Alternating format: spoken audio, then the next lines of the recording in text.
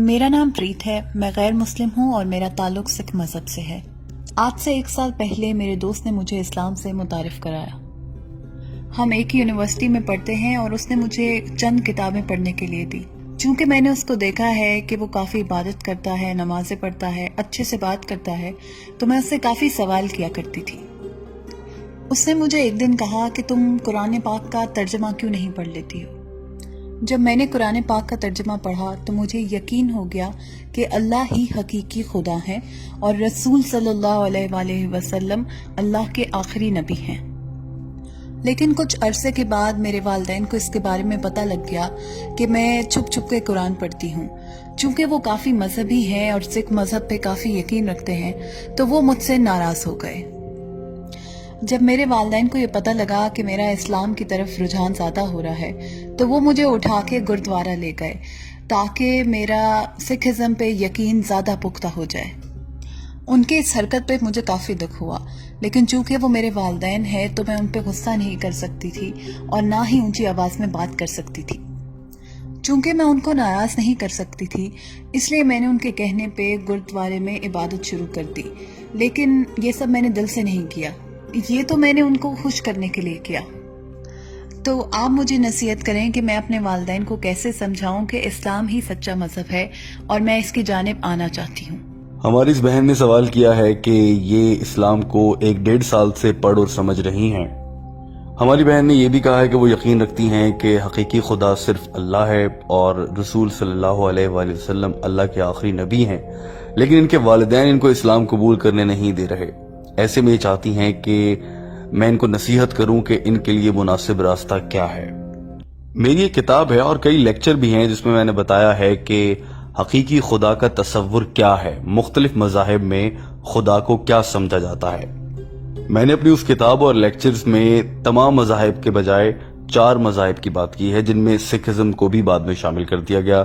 میں نے اسلام، یہودیت، عیسائیت، ہندوازم اور سکھ ازم کے بارے میں بتایا ہے کہ ان تمام مذاہب میں خدا کا تصور کیا ہے۔ میری بہن، سکھ ازم وہ مذہب ہے جو کہ 15ویں صدی کے آخر میں آیا۔ گرو نانک صاحب نے اس کی بنیاد رکھی اور وہ صوبہ پنجاب میں تھے۔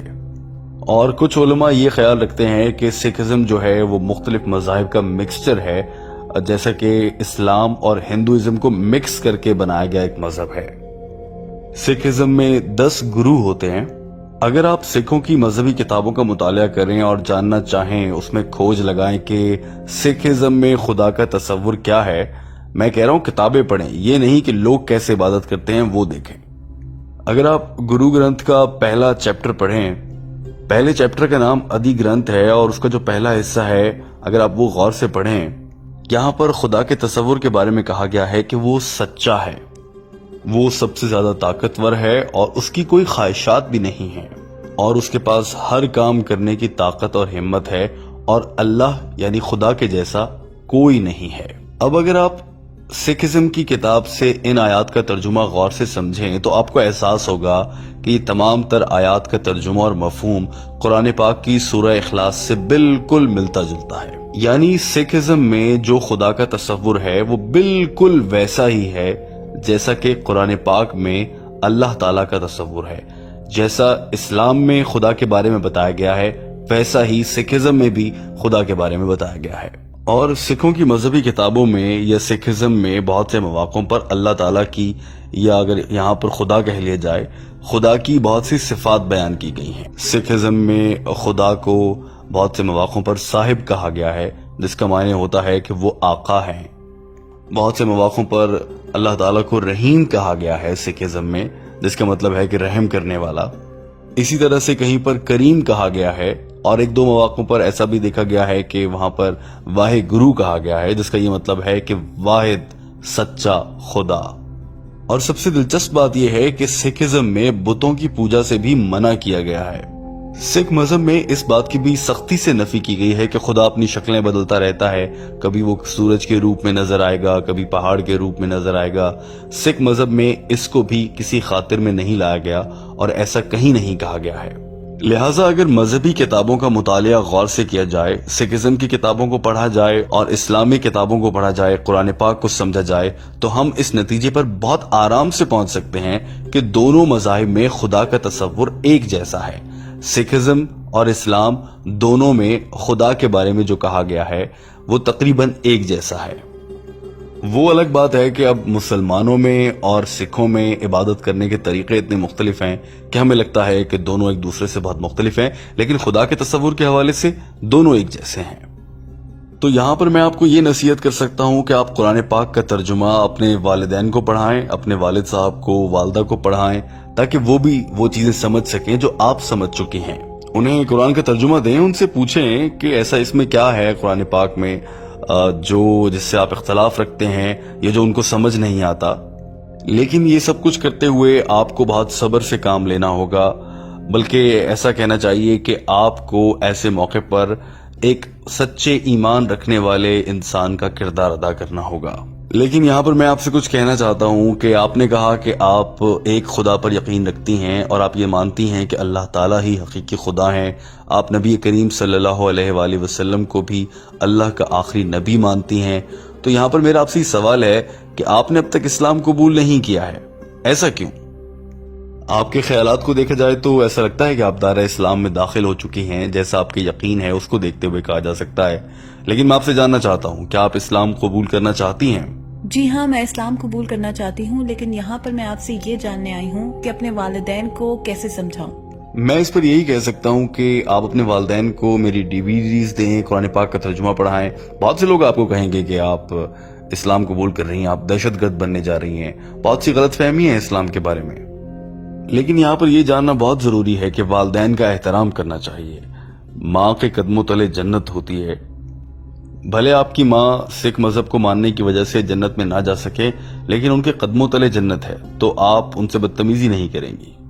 میں تمام نوجوانوں کو جو اسلام قبول کرتے ہیں انہیں سمجھاتا ہوں کہ آپ کو اسلام قبول کرنے کے بعد آپ کے رویے میں ایک تبدیلی آنی چاہیے۔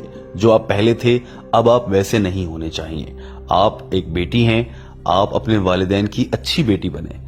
اب جب آپ اسلام قبول کر لیتی ہیں، اگر آپ کر لیتی ہیں، تو اس کے بعد آپ پر فرض ہوگا کہ آپ زیادہ اچھی بیٹی بنیں، والدین کا زیادہ احترام کریں، تاکہ جب وہ آپ سے پوچھیں کہ آپ میں یہ تبدیلی کیسے آ گئی تو آپ بتا سکیں کہ میں نے اسلام قبول کیا ہے اور اسلام ہمیں یہ سکھاتا ہے۔